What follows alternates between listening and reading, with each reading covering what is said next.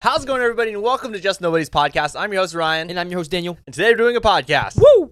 If you're new to the channel, please hit the subscribe button and also hit the like button and comment what you want us to talk about next week. As you're going to see throughout this video, we took your guys' suggestions, and we're talking about it this week in this episode, so make sure you comment for next week's video. Yes, sir. So let's get into it. So there's a crazy theory about the future of Marvel. Okay. Comic-Con's coming up. Kevin Feige announced that there's going to be a really big announcement in Hall H, which is like the biggest place in San Diego Comic-Con where the biggest announcements happen. As we've seen, they had the whole cast assemble before on the stage. Yeah. They announced like everything there. So huge spoiler if you haven't seen Ms.Marvel yet, but at the end of the show, we see that Kamala Khan is actually a mutant. Oh, yeah. And it's like the start of the X-Men. That was one of the craziest announcements ever. Basically confirming that the X-Men are coming. We see the end post-credit scene. Kamala is on her bed, and all of a sudden she notices like her bands are like doing whatever, some cosmic stuff going on. And so she gets up and she's kind of like shaking it. And then all of a sudden we see her like twist up and she gets flown through the closet. We see Carol Danvers come out. Captain Marvel. Captain Marvel looks really confused. You can tell that she doesn't know where she is. All she sees is like she's just in a room with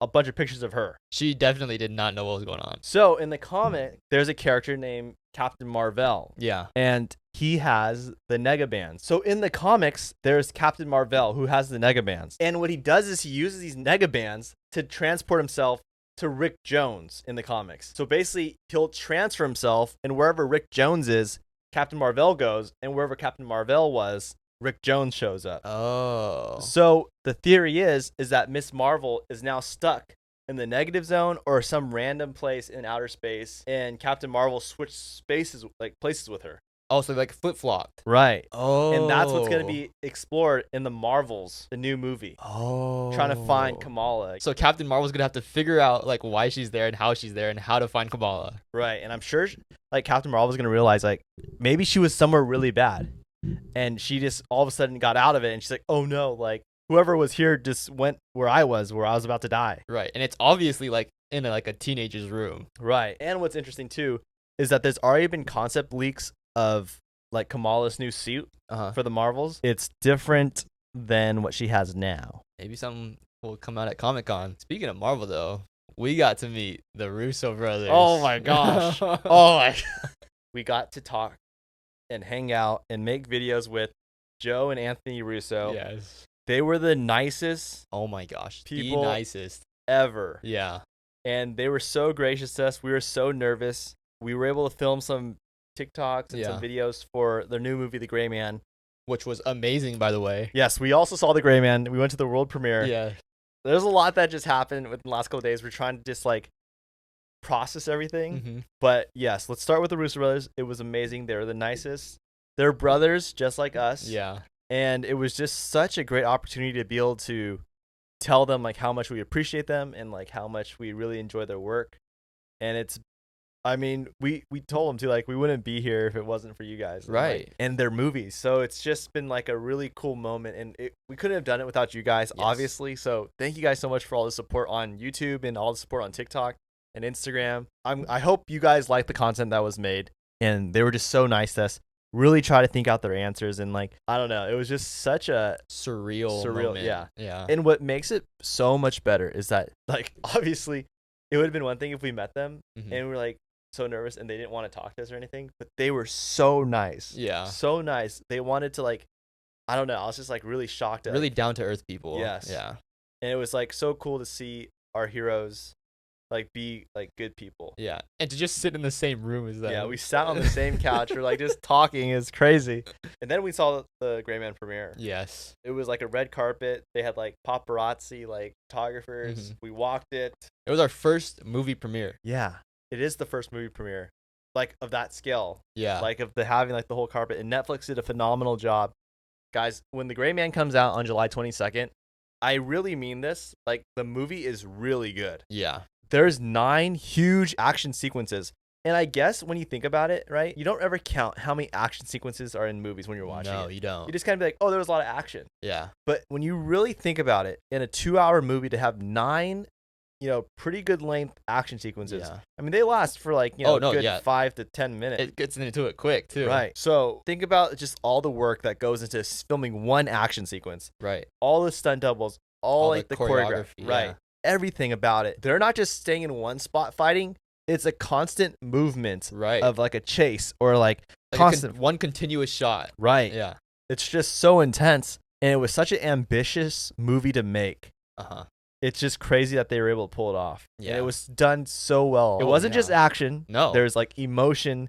There's suspense. Yeah. There is drama. There is the idea of family. It was a really good movie, and that was just one crazy weekend that we got to sit down with the Russo brothers. Thank you guys so much. And there's going to be video coming out soon. So we hope you guys will enjoy it and just really get to see like the Russo brothers answer some questions that maybe you've been wanting to hear. So Yeah. stay tuned for them. Moving on to Stranger Things. So did you know the Duffer Brothers actually spoiled how season 5 is going to end? How? So recently, the Duffer Brothers said that season 5 is going to be really close to Return of the Jedi. And we know that season 4 was really close to Empire Strikes Back. Just like in season 4, how we see the group lose to Vecna because Vecna was able to open the 4 gates and bring the Upside Down into Hawkins. And in Empire Strikes Back, we see the group lose too. Yeah, I guess when you put it that way, there's definitely some Star Wars vibes going on. Yeah, like when Eleven got her powers back, right? She like lifts the Nina project. And if you go to like Star Wars Empire Strikes Back, it looks exactly like when Luke lifts the X-Wing out of the swamp in Dagobah. And we know that in season 4, the season ends with Max being in a coma. It's kind of like how Han Solo ended in being in Carbonite. But since the Duffer Brothers said that season 5 will be like Return of the Jedi, we could definitely assume that Max will come back, the group will win, but at the cost of a really big death. So who's the big death?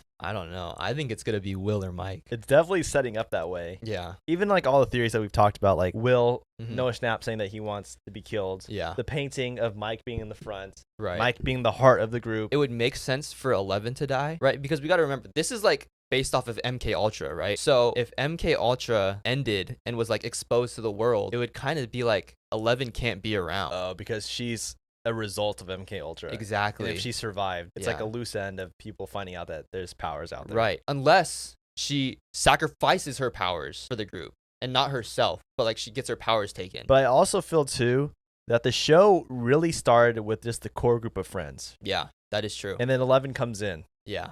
And it would make sense that 11 cares about them so much that she would want to sacrifice herself for them to live a Right. normal life. Because it all went downhill once, They met 11. pretty much. 11 touched the Demogorgon, opened the gate.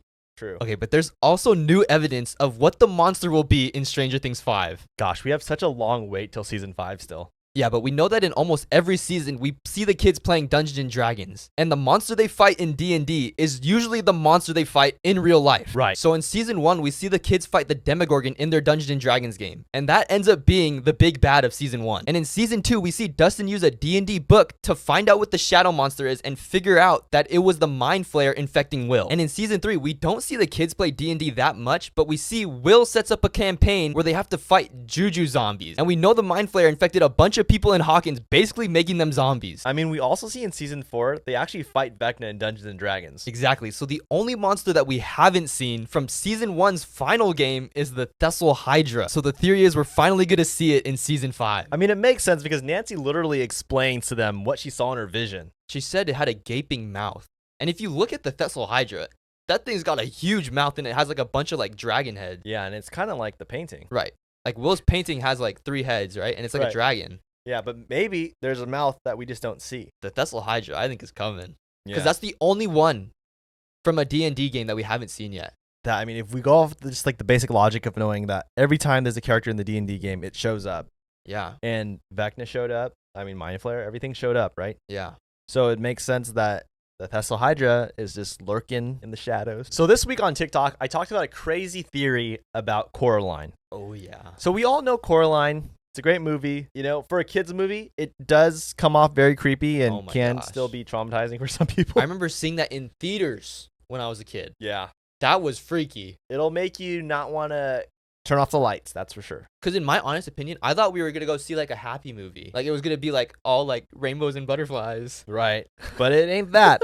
So as we see, Mr. Bobinski is actually blue. Yeah. And he is Coraline's Russian neighbor hmm who has a Russian accent. Yeah. And he has blue skin. He's like the gymnast guy. He's Coraline's neighbor, and there's a theory that he's actually dying throughout the whole movie. Yeah. So as we see, Mr. Bobinski has this pin, and it's like a medal, and it's actually a Russian hero medal. And these medals were given to all the people in Russia that were helping during Chernobyl's nuclear disaster, which happened in 1986, something went wrong and a lot of people were infected by the nuclear radiation. That medal signifies that he was one of the soldiers that were awarded for helping. So, with that being said, when you look up what happens when you have radiation poisoning, blue skin is a factor. Yeah. This kind of brings it together that not only do we know that he was at Chernobyl during the time because he has the medal, but he has blue skin. That means he's slowly dying from nuclear radiation. Yeah. I don't know like when Coraline takes place, but I don't know how much longer he has, but it's basically saying like that he's dying of radiation. Yeah. I had no idea he had that medal on. Like, I didn't even notice that thing. Yeah, I mean, when you watch the movie, you just think it's like decoration. Yeah. Like, I mean, But when you realize what it is, it's like, wow, it's kind of like out of place. Like, why does he have that? If you like actually notice it. and you got to remember that movie Stop. Oh, this is a perfect example that I forgot to tell you. Is like it's a stop motion movie. Right. So every little detail is put on purpose because yeah. they have to move it like a little like centimeter, like not even, right? It's Right. a constant like little tedious movements. True. So for them to like put something in there that had made no sense, it obviously has a meaning. yeah. And his skin color has to have a meaning because like he's blue. Yeah, and some people say it's because he's cold, but come on. He's cold. That doesn't mean anything. Do you know about these high school kids in Japan that would torture people that would reject them? This is in Japan? Yeah, so back in 1989, there was a girl named Junko Furuta. She was known to be like very pretty and like very popular amongst her school. And apparently she was so friendly to everybody. She would always uplift them and everyone went to her as like the person that would make their day. I could tell this one's going to be sad. Yeah, it is really sad. And Junko used to be asked out on dates a lot because guys always found her attractive and she was always so nice. But she was so focused on like her schooling and her family, and she knew that she had a job lined up after high school. So one day after school when Junko was heading home, this guy named Hiroshi went up to her and tried to ask her out on a date. He told him like, "Oh no, thank you. I'm not interested in going on a date." Okay. So Hiroshi got super mad at Junko because Hiroshi was so embarrassed by being rejected. Hiroshi was known as a troubled kid. He dropped out of high school early. He was always causing trouble in the neighborhood and everyone knew that he was trouble. Dude, this guy sounds like a loser. So Hiroshi was so mad, and this is where the story gets really disturbing and really crazy, because he was a part of the gang called the Yakuza, which is one of the deadliest gangs to ever exist. Oh boy. And Hiroshi and his three friends were considered like the lowest level of the gang. So they were always trying to like prove themselves to be like able to rank higher. So Hiroshi after that day was really upset at Junko. So he had a plan with his three friends. And the next day when Junko was riding her bike home, Hiroshi showed up with his three friends and tricked Junko into going to a different location, and she got kidnapped by them. They tortured her. Dude, this is really upsetting. Stuff like this is so disgusting. So after Hiroshi kidnapped Junko, her parents were wondering where did Junko go because she never came back home. So they notified the entire neighborhood that Junko is gone and we need help trying to find her. So everyone in the neighborhood wanted to help because they all loved Junko, and the police got involved and they were just sending out search parties to go try to find her. And at this point, Hiroshi and his friends got so nervous because they knew like, oh man, we're going to get caught. So they try to think of a plan on how they're going to get away from it. Dude, I hope these guys get caught. So Hiroshi tortures Junko and makes her call her parents and tell them like, I hate you. You're such bad parents to me and I ran away from home. Don't send anybody after me because I don't want to be saved. Like it ran away on my own. So Junko's parents called off all the searches because that's what Junko wanted. And it's so horrible. For the next 30 days, Junko was tortured by Hiroshi and his three friends. So after Hiroshi and his three friends killed Junko, they went on for like 6 months. Like, I don't even know like how long it was exactly, without ever being caught. So it wasn't until one day when Hiroshi and his three friends were accused of a different crime that the police were questioning them. One of the friends thought the police were talking about Junko. So he just confessed everything and said like, we did this, we were so bad. Like, and basically confessed on everyone's behalf who did it. These boys were 17 years old, so 1 year before being an adult. So when they got charged for the crimes of killing Junko, three friends were only given 7 years in prison, and Hiroshi was only given 20 years in prison. And what they did, they should have been put to death. Yeah, they should have been given the death sentence. And what's so horrible is that these guys are still around, I believe. Like, they're out of prison.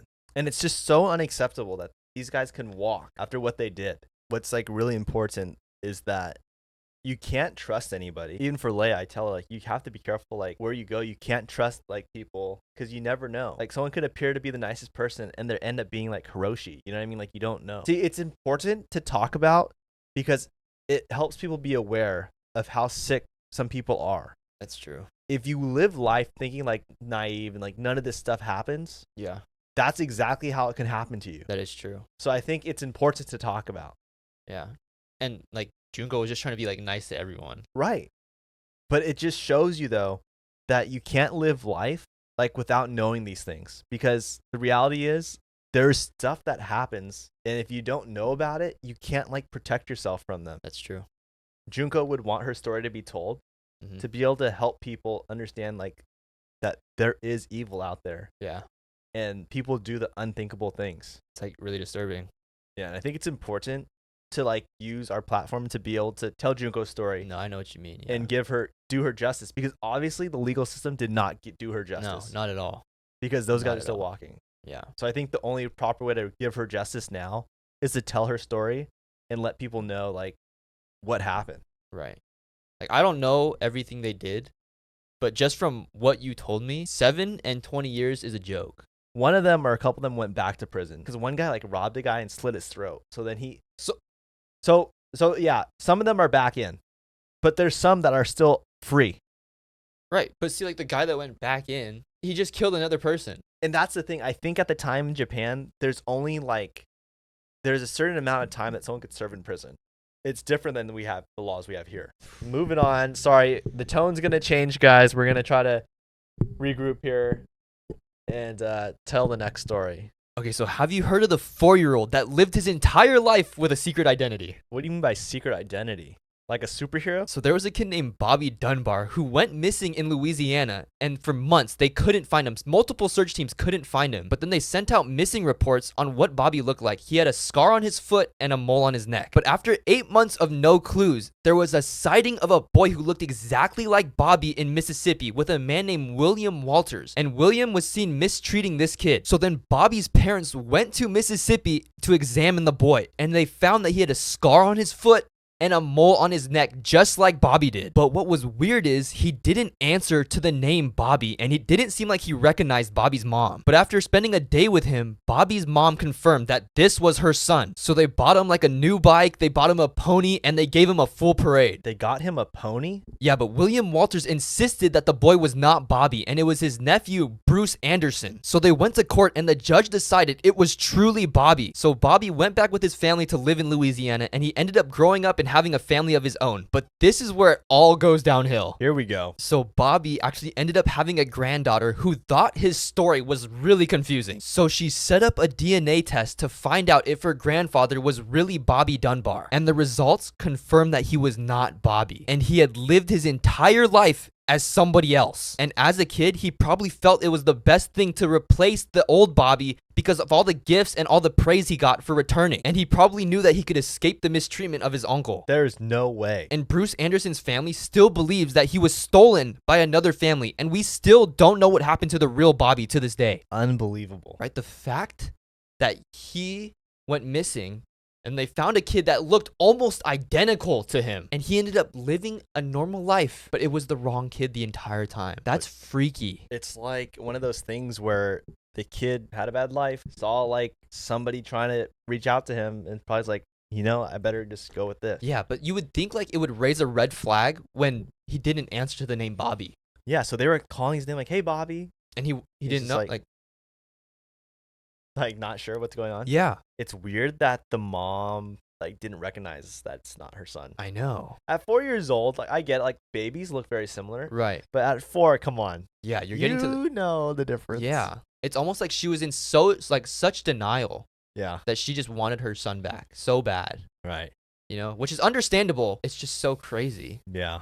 It is. And it's just one of those things too. Another situation, right? There's just crazy stuff that goes on in this world Yeah. that I feel like you and I never knew growing up, right? We never knew these things. No. And we always were like told the world's a good place. Yeah. And I'm not saying it's not. Like I think it is, there's potential for it to be great, right? Right. But I think it's important to stop having future issues. The knowledge needs to be shared so that people are aware. That's true. Yeah. Because, right, if you don't know, you could end up like some of these people. Right. And those people obviously would never want to see anybody else have to go through that. Yeah. So I think it's important that we can learn from it and explain it to people. Right. We're sorry if this episode got a little dark. Yeah. But I think it's our responsibility to at least shed light on it. So this next part of the podcast is where Leia comes on and talks about a real life story between two people and we have to figure out who's right and who's wrong. These are real life stories. They're written by a real person that's like talking about their life. So we have to figure out who's right and who's wrong. This is Whose Side Are You On? Here comes Leia. Woo! Welcome to Whose Side Are You On? Whose side are you on? Is the girlfriend in the right or the wrong? My boyfriend seems to be too close to his girl roommate. Oh boy. I, 32 female, have been dating my 28 male boyfriend for about 4 months now. He had moved in with one of his best friends, 26 female, about the time we started dating. I've noticed he and her are particularly close. He has known her for 6 years, and she has been there for him through many hard times, according to him. It's just, she bothers me. She had my Snapchat and would snap me random photos of her and him, or post photos of him to her Snapchat story. What? It gave me a weird feeling. Also, when I was sick and throwing up, he didn't bother to bring me anything. But when she was sick, she called him while he was at my house, and he changed our plans for the day so we could pick her up and drive an hour so she could drop off her niece's gift because she didn't want to drive herself. My God. He also bought her cold medicine at Walgreens on the way. I felt hurt because he didn't do anything for me, but I get they have been friends for longer. One day, a few weeks ago, I texted my boyfriend asking if he wanted me to bring him food because he had a stressful day at work. He said no, he was going to cook at home. Then he and I continued to text until he randomly FaceTimed me. It wasn't him, but his roommate on his phone. She and him were at a bar with a bunch of people. Lies. I couldn't help but feel hurt. He insisted he was planning to come by later, but if that were the case, why didn't he just text me? He doesn't see the problem and doesn't seem to care about my feelings at all regarding it. He accuses me of wanting him to end his relationship with his friend, and I told him that is ridiculous. I would never expect that. I just think healthy boundaries are in order.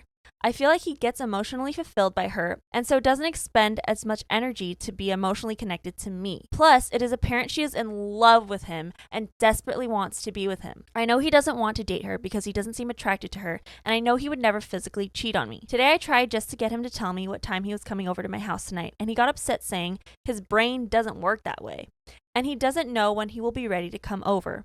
Honestly, I don't know if I'm wrong for bringing this up to him, but my feelings are hurt and I don't know what to do. Am I wrong? Whose side are you on? Gosh. Wow. Sticky situation, huh? Sticky, but it's a very common issue, I feel like, amongst couples. Like, I feel like this is something that happens more often than we think. Oh, yeah, for sure. Well, you see, like, there's one friend that's been really close to the significant other. For a while. And you're like, oh, is there something going on between them? Mm-hmm. But in this case, looks like there's something going on between them. Yeah. And I feel like, too, the girl knows. Like, if she can tell that someone's, like, in love with her significant other, then that's, like, definitely a red flag. Well, what's bad is if he helps the friend when she's sick, but when it's his girlfriend, he's, like, not doing anything. Yeah. Like, he what's doesn't up with cater that? to her at all. I mean, if they're not physically cheating, they're definitely emotionally cheating. Yeah, because she even said that she's, like, can tell that he's emotionally fulfilled. Mm-hmm. Yeah, but I think the guy's wrong. Just because it seems like he's obviously not giving this girl the attention she deserves. Right. Yeah. And He lied to her. well, he's not setting up the proper boundaries that you should have. If For you're sure. in a relationship with someone, you gotta like put up these other boundaries for the other people around. Yeah. Like you can't just be like having multiple relationships equivalent to like a loving relationship with your Exactly. significant other. Yeah. And also, like, if you feel like you're emotionally, like, deprived from somebody, like, that's not good either. I think it's one of those things too where the girlfriend needs to communicate this to the boyfriend, and if he doesn't change or like respect her, Exactly. Leave him. yeah, you gotta get out. Get out of there. Get out. It's not. I mean, if he's not gonna change for you, and this is really bothering you, and it's affecting your mental health and emotionally, then Mhm. obviously he doesn't love you because you're hurting. Mhm. Change is the wrong word. I think it should be like compromise. Okay. You know what I mean? Like, So what's the compromise? Yeah, because you don't want to, like, Cheat change on somebody. me for 2 days of the week instead of doing 4 days. It's like, No, See, okay. you don't get compromised. That's your way of compromising. Well, Oh. what do you, okay, explain. Wait, Compromise is like set up exposing. the boundaries. Okay. Right? But they can still be friends. You know what I mean? But don't you think it's kind of weird that why should they still be friends if obviously the girl They're loves- roommates. That's And like, they've been friends for 6 years. that's probably the first mistake. But don't you think though that if the girlfriend feels like there's some kind of emotional feelings between both of them, he kind of has to cut her off, the roommate. How do you just cut feelings off? Like, Especially when you're like roommates with the person for and you still hang 6 out with years. Am I crazy? them. No, but that's like. I understand what you're saying. I guess I'm trying to figure out how you compromise in this situation. It just seems like you have to kind of like remove yourself. Yeah, I don't know. I just don't like when you use like you have to like change the person. I think that's alright. I I guess what understand I'm where you're trying to say coming from. is change your situation. Like if Yeah. he has to change in terms of I have to respect my girlfriend, and if it looks like I'm having emotional fulfillment with this other person, that I should probably, distance myself in a healthy way. Right. That's true. Because it sounds like he's having like multiple girlfriends. Exactly. Agreed. The guy's wrong. Totally wrong. Girl's right. Yeah, the guy's wrong. The girl's right. Yeah. All right. Thank you, Leia. Woo! Wow. What a great story. The kinds of stories it's like really relatable, and it's surprising how often it happens. Yeah. You know what I mean? Because we've all had friends of the opposite sex. Yeah. Right? And we've all been in relationships, and sometimes it gets a little weird. Yeah. But there's also times where it doesn't. So I'm not saying like all situations are bad, right? Right. But if you notice that the friend is getting a little too close, where you need to put up some boundaries out of respect to your significant other. Yeah. But I also feel like emotional affairs happen a lot. Oh, yeah. Emotional affairs are worse than physical affairs because a physical affair, you could just like have a one night stand. Right. And probably just part ways and like never see each other again. Right. Yeah. But emotional affairs, that is like something you can't get. Yeah. You know what I mean? You can like hook up with someone probably and like it's like the same. But in emotional affairs, like you don't just drop your emotions. Right. It's locked in. Yeah. Thank you guys so much for watching. We really appreciate you guys. And we just hope you guys feel like you're a part of this as much as we are. And that's why we try to use your guys' suggestions and your guys' comments. So make sure you comment what you want us to talk about next week. Next week, hopefully, will be a little bit lighter. Yeah. But I think it was necessary to talk about. We'll see you guys next week on YouTube, Apple Podcasts, and Spotify. And we'll see you tomorrow on TikTok. We'll see you on the TikTok. God bless you guys. See ya. Love ya.